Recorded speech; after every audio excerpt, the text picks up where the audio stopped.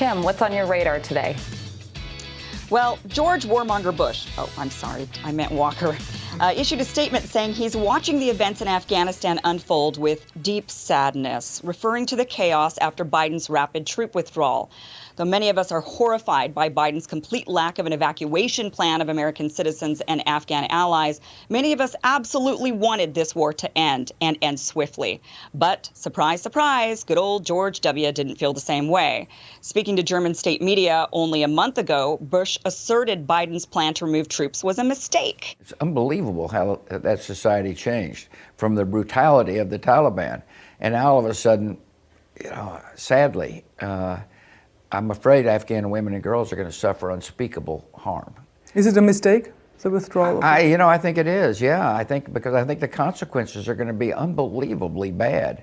And I'm sad. And Laura and I spend a lot of time with Afghan women, and they're scared. And I think about all the interpreters and people that helped, not only U.S. troops, but NATO troops.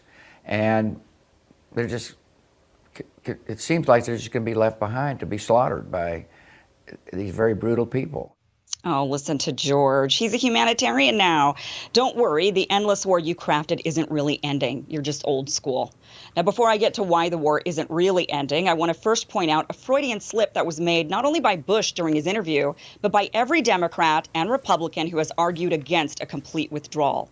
By advocating for U.S. troops to remain, whether it be because of security concerns of future terrorist attacks or humanitarian concerns for the women, people were unconsciously acknowledging that the Afghan forces were unable to hold Afghanistan on their own.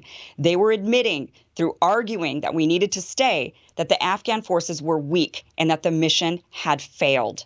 Now, this only furthers my anger that Biden removed our troops without first evacuating Americans and Afghan allies. But let's get back to Bush and his fellow war architects crafting blueprints that would cleverly enable presidents and the military-industrial complex to keep Americans at war forever. Now, American wars aren't about completing missions anymore. Unlike the conflicts of the past, where troops had a distinct job of holding back invaders or conquering lands to rule, today's wars have vague mission statements that allow the conflicts to go on and on and on. When Bush announced Operation Enduring Freedom, what we know as the war in Afghanistan, Bush stated the mission was to, quote, defend not only our precious freedoms, but also the freedom of people everywhere to live and raise their children free from fear. Now, that's incredibly vague. And because of its vagueness, Enduring Freedom not only took us into Afghanistan, but also, unbeknownst to many Americans, into the Philippines, Somalia, Georgia, Kyrgyzstan, and Trans-Sahara. Enduring Freedom was just one facet of a larger and even more vague war design. The global war on terror started just a couple of weeks before Enduring Freedom, and it's still ongoing. That war has led our forces into all of the places I already mentioned, plus Iraq, Yemen, Syria, Libya, Kenya, Ethiopia, Djibouti, and many other places we don't know about because they're allowed to remain classified. On September 20th of 2001, George W. made the announcement of this war on terror. Our war on terror begins with Al-Qaeda, but it does not end there. It will not end until every terrorist group of global reach has been found, stopped, and defeated. Again, extremely vague and far-reaching. Bush was allowed to be vague because of a carefully crafted authorization of the 107th Congress gave our presidents to launch military attacks anywhere in the world, so as long as they could find a link between whomever they were attacking and terrorism. By the time George W. Bush left office, he left a legacy that would enable future presidents near carte blanche to engage in warfare at will without congressional oversight. Not only that, but I would be remiss if I didn't mention that he also created the Department of Homeland Security and signed the Patriot Act into law, which was written by Joe Biden. Thanks to Bush and the clever bipartisan war architects surrounding him, presidents could legally engage in secret warfare all around the globe and spy on U.S. citizens indefinitely. Bush was the founding father of 21st century American warfare. He ushered in a new era of wars that no longer have defined missions, geographical borders, and set timelines. What used to be done with platoons of soldiers are now done with special ops and drone strikes. Now, under Obama and Trump, the advancements of technology have allowed the optics of scaling down troops while maintaining the status quo. Americans don't like to see American soldiers fighting wars overseas. We feel slightly better when officials tell us those troops are serving in non-combat training and support roles. The defense sector is worth over $1 trillion annually and has no desire to scale down. In fact, they keep wanting more. So if you can spare American lives while continuing to prime the pump, you can theoretically make everybody happy. Everyone except the people you're terrorizing and blowing up, that is. And this brings me to Biden and the fact the war in Afghanistan and anywhere else in the Middle East isn't actually going to end. It's just going to go through its latest metamorphosis. Trump exposed, and Biden understands, that the American public is fed up with invasions and nation building. Maybe it was the internet giving people more information. Maybe it's the fact Americans don't perceive foreign terrorists as a real threat. Either way, Americans won't tolerate another large-scale war in some faraway country. Instead, Biden and his team of sophisticated foreign policy and national security advisors have been outspoken about replacing those larger scale efforts with smaller, more sustainable missions led by special forces, drone strikes, and other emerging technology. As Ryan mentioned earlier this week, Biden's administration is disproportionately filled with people from West exec advisors. While we don't know their entire client list, we do know some of it. It includes companies like Google, Facebook, an Israeli artificial intelligence firm, a drone surveillance company, and a data mining company. Biden's Secretary of State, Director of National Intelligence, Deputy Director of the CIA, and Biden's Cyber Director are just a handful of the people in the administration who come from this firm. West Exec is known for helping big tech companies secure billions in defense contracts, ushering in a new generation of high-tech companies making up the military-industrial complex. Now, while we don't know yet what this new era of warfare will fully evolve into or what the consequences will be, we can be confident the administration does. There is no way Joe Biden and his team of sophisticated security hawks decided to withdraw troops from Afghanistan without having something set up in its place. The question is, what, and will we Americans be okay with it? But it actually doesn't matter to them, because thanks to George W. Bush and the 107th Congress, we likely won't find out, and they won't have to ask. Now, something that I want to add to this is that Anthony Blinken was recently asked about what is going to happen in Afghanistan. Is it going to become a hotbed for future terrorist attacks? And he said, I actually want to read this quote to you. He says, when it comes to counterterrorism, in places around the world where we don't have forces on the ground, in Yemen, in parts of Africa, in parts of Syria, we are able to deal with any potential terrorist threat to our country. And we're doing that every single day. We're going to retain in the region the over-the-horizon capacity, as we call it, to see and deal with any reemergence of terrorist threat. So he's basically saying right there, we are moving into this new direction of warfare that doesn't involve troops on the ground. It's different, special ops, drone strikes, new tech. So, I want to throw this actually to you, Alyssa, with your experience being in the Department of Defense. I mean, is there this shift of mentality happening where they're saying no more troops, we've got other ways we can do this? Yeah, I think you're spot on, Kim. Our next generation of warfare is going to look very different. There's going to be a heavy amount of artificial intelligence, which has all kinds of different implications around the ethics of using it in warfare.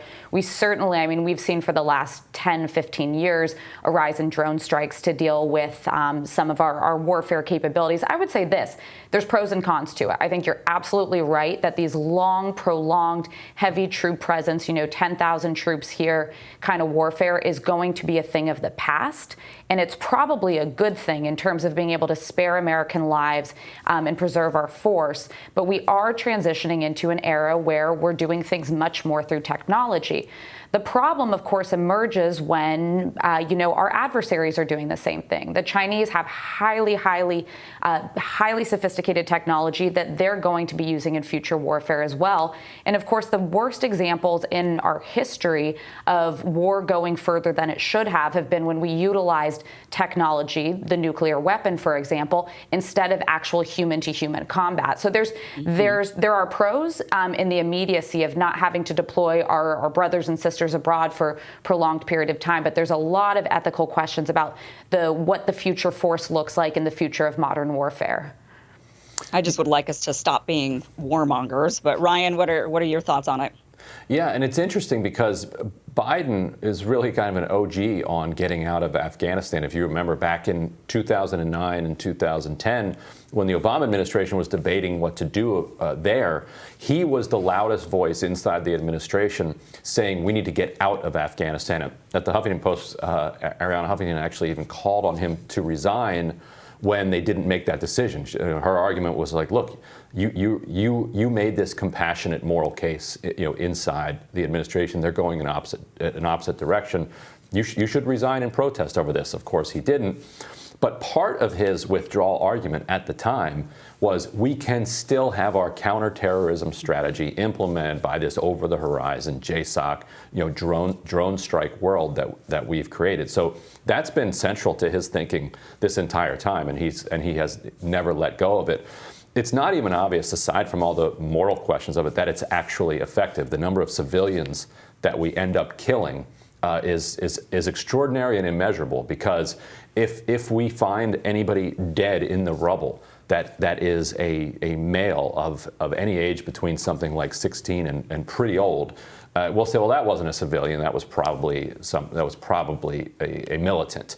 And so you can't even trust the numbers that we come up with. But even if you trust the numbers that we come up with, we kill an awful lot of civilians as part of this. And all we end up doing often is just killing senior leadership in an organization that then just finds new senior leadership and then creates more enemies along the way. So even on its own terms, it's not obvious that this hideous practice is even effective. One thing I would just go ahead. Go ahead, Alyssa. Okay, thanks. One thing. Sorry. You go. Thank you. I would just note Syria is kind of an example of how this, from a strategic perspective, a smaller force with more sophisticated technology can actually be successful. The way that we were able to more or less eradicate ISIL in a much quicker period of time than if we had done a massive deployment of troops. But it raises all the same questions that you mentioned about civilian casualties, as well as just, what we can be morally responsible for. But this is certainly the way that warfare is shifting. Well, and what happens is, we as Americans, if it doesn't directly affect us, then we just don't seem to care about it. It's not going to make the news. That's why we don't even know about a lot of the military strikes that are happening in various places. We're surprised when we find out. We say, oh, we had troops over there. We don't know about them. And so when it's not affecting us directly, it doesn't make the news cycle. If it doesn't make the news cycle, then Americans don't care. And that has incredible consequences for people around the world who are worried about, a bomb dropping out of the sky on them from an American drone. And Americans just, watching television, like, TV shows, reality TV, that makes the next American president. That's exactly right. And while the technology is new, the strategy is old. After Vietnam, there was no appetite among the American public for any large-scale warfare. So we ended up with, about 2 decades of dirty wars, where we would fund right-wing death squads and these and try to back coups, install dictators, and try to do things that would be able to project our power where we wanted to, but wouldn't make headlines, so that it wouldn't create a blowback among a public that doesn't want us participating in these wars. Yeah. All right, Ryan. Well, I look forward to your radar next.